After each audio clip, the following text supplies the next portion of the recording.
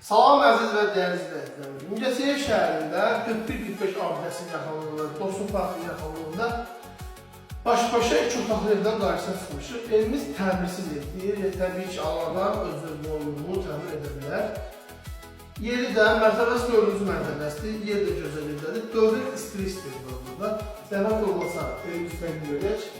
Evimiz baş-başadır. Qarşıya böyük eyvan var.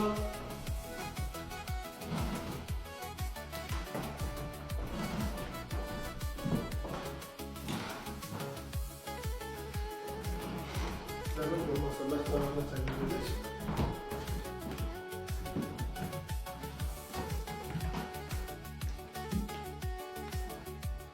Zaten bu şu an təmirli.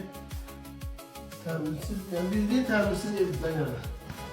Buna bir təmir lazımdır.